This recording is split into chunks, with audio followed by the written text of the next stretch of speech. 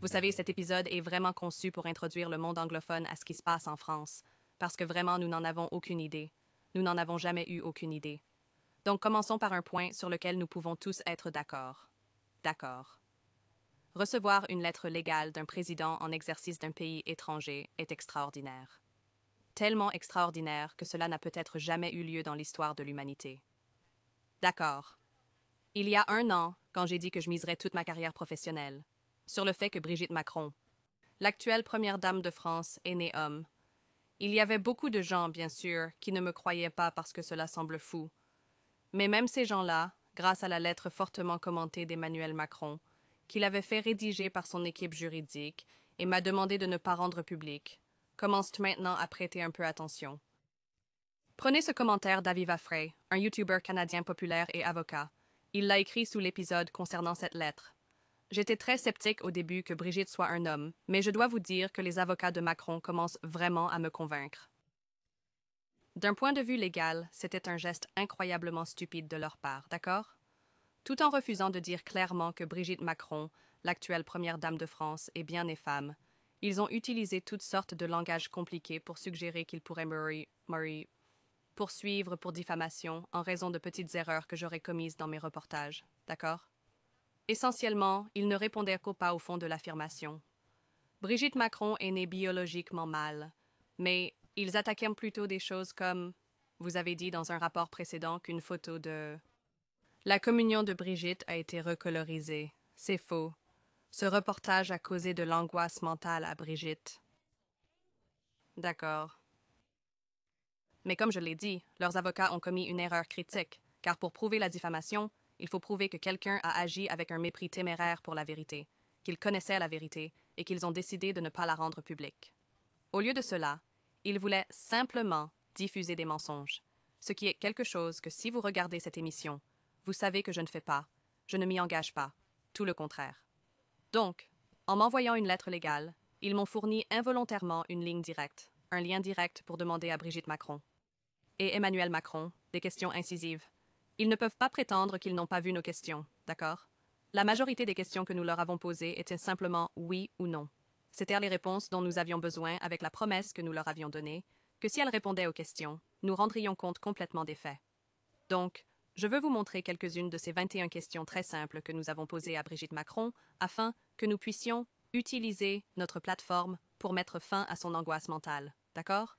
Nous avons demandé la petite fille sur la photo de communion, soi-disant de 1963, la Brigitte Macron qui est actuellement mariée au président Macron. Brigitte Macron a-t-elle déjà utilisé le nom Véronique? Pouvez-vous rendre compte de tous les enfants de la photographie de la famille Amiens et de leur lieu actuel? Brigitte Macron a-t-elle physiquement donné naissance à 3 enfants? Ce sont des questions faciles, les gars. Brigitte Macron est-elle la même personne que celle figurant sur la photographie de mariage Osière? Brigitte Macron a-t-elle déjà eu une relation avec Véronique Drew? Pourriez-vous fournir des photographies de Brigitte Macron dans les années 1970? Pourriez-vous fournir des photos de classe de Jean-Michel Trogneux, la personne qu'il prétend être son frère, et de Brigitte Trogneux, de préférence ensemble? Quand Brigitte Macron a-t-elle rencontré pour la première fois le président Macron et dans quelles circonstances? Quels étaient leurs âges respectifs lors de leur rencontre? Les Macron ont-ils eu une relation physique intime avant que le président Macron n'ait 18 ans? Et si oui, à quel âge la relation a-t-elle commencé? Vos clients ont-ils tenté de corriger la version française de Wikipédia qui affirme que Brigitte Macron, citation, la différence d'âge de plus de 24 ans entre les deux amants provoque un scandale dans la famille Trogneux, d'autant plus que leur relation pourrait relever de l'article 227-27 du Code pénal, qui établit l'infraction d'agression sexuelle sur mineur. Vos clients ont-ils engagé des poursuites judiciaires contre le lobby international des pédophiles et de l'émancipation des enfants, qui cite la relation de Macron dans sa publication Positive Memories, sur une liste de, citation, relations positives et amoureuses avec des enfants? Comme je l'ai dit, ce sont des questions assez simples. Si vous êtes une personne et que vous souffrez mentalement parce que les gens parlent de vous être né biologiquement masculin, ne vous précipiteriez-vous pas pour répondre à ces questions? Oui. Eh bien, apparemment, ils n'étaient tout simplement pas assez affligés pour embaucher. Ils étaient assez affligés pour embaucher et payer un cabinet juridique américain à DC pour nous envoyer une menace de 100 pages. Mais ils n'étaient tout simplement pas assez affligés, ou n'ont pas pu trouver l'énergie pour répondre à 21 questions de base, afin de mettre fin au scandale. Nous n'avons reçu aucune réponse de leur part, parce que nous savions que nous ne recevrions pas de réponse de leur part, parce que... Eh bien, ils mentent. Ils mentent en fait au public sur l'identité passée de Brigitte Macron. Et un procès nous aurait donné l'opportunité de le prouver par le pouvoir de citation. L'Amérique n'est pas la France, et l'État du Tennessee n'est sûrement pas Paris. Alors, laissez-moi vous dire pourquoi cette histoire est importante dans le monde entier, d'accord? Parce que ce n'est pas seulement quelque chose qui impacte l'Europe. Cela a des implications internationales.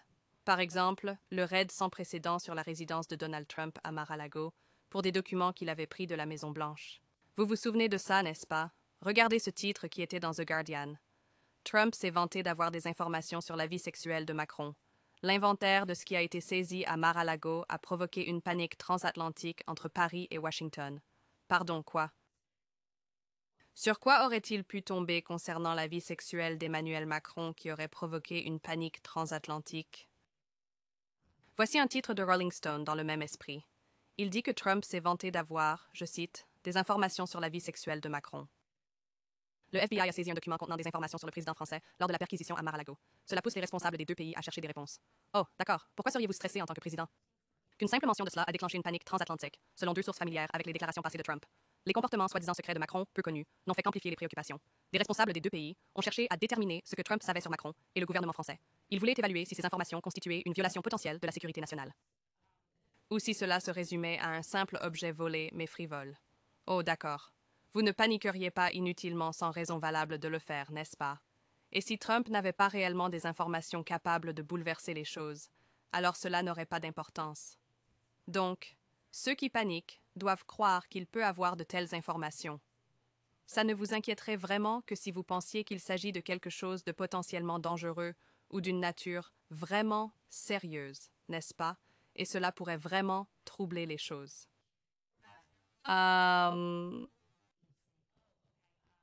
Maintenant, je peux vous rappeler les fameux Jeux olympiques d'été de 2024.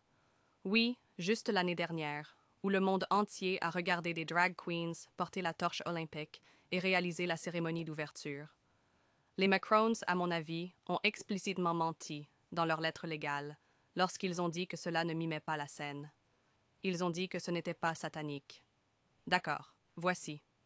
Voici côte à côte, car en déballant cette série, vous allez voir que ne pas croire vos propres yeux est une instruction répétée de Macron.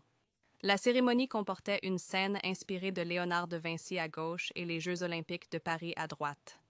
Même si c'était dur à croire, il serait logique de faire confiance à ceux qui ont participé à cet événement. La principale interprète était une lesbienne appelée Barbara Butch, qui a partagé un message sur Instagram après sa performance. Elle a écrit oh oui, le Nouveau Testament gay avec un drapeau LGBTQ et un coup de poing. Et elle a tagué d'autres personnes de sa communauté. Ouais, ça semblerait à la plupart des gens comme satanique, une inversion du Nouveau Testament.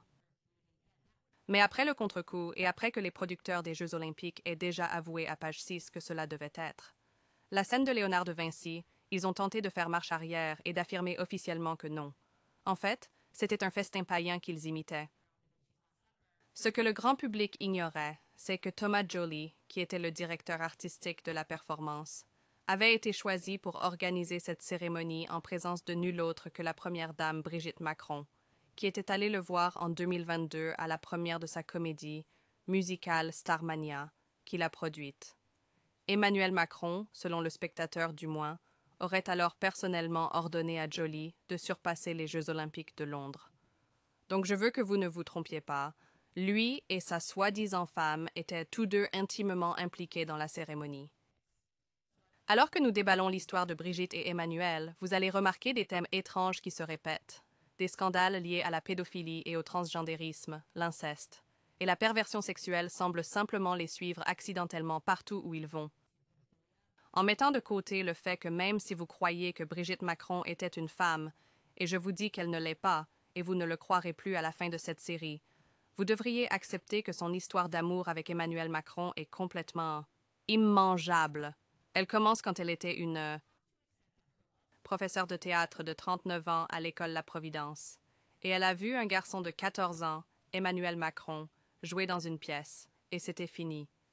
Cela l'a complètement renversée, apparemment une histoire d'amour pour les âges. D'ailleurs, c'était l'un des nombreux premiers drapeaux rouges, pour moi.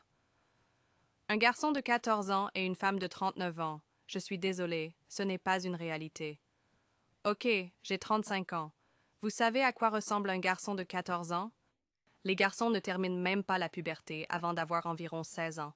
Ils n'ont rien de masculin, rien d'attirant. Ils ressemblent à des enfants, c'est ce à quoi ils ressemblent. Les garçons mûrissent plus lentement que les filles. Même quand on entend parler d'une femme qu'on appelle une cougar, elle ne court pas après des garçons de 14 ans. Elles aiment un jeune Brad Pitt façon 3 dans ses 20 ans. Ok, pas un garçon de 14 ans. Donc cela me semblait étrangement remarquable. Je ne sais pas, vraiment. Je ne peux même pas penser à un exemple culturel d'une femme qui est dans la trentaine, sur le point d'avoir 40 ans, qui trouve un garçon de 14 ans attirant. Vous pouvez m'aider à en trouver un, d'accord?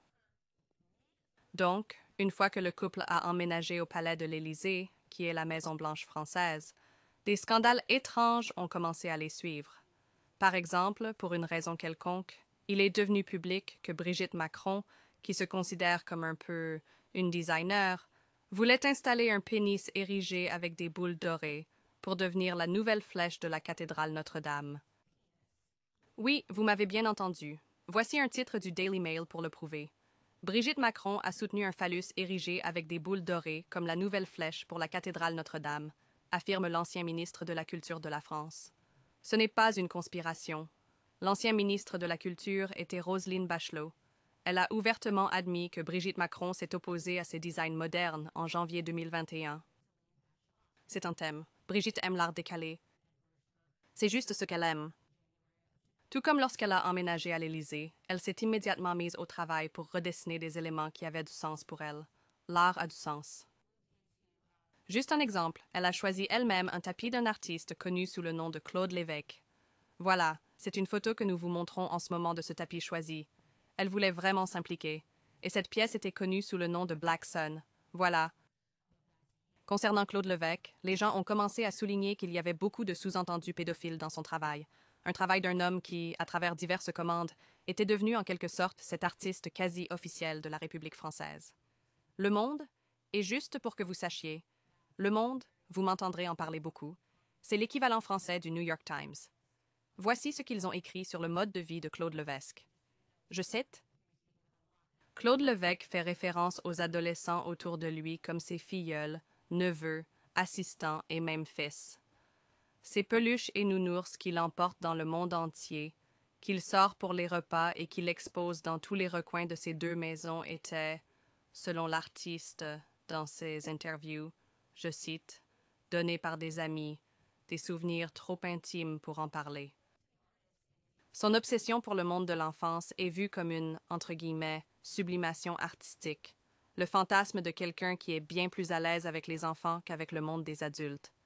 L'artiste visuel décrit ses goûts sexuels et ses relations avec de jeunes garçons comme, citation, liés à la pensée libertaire et au mouvement punk.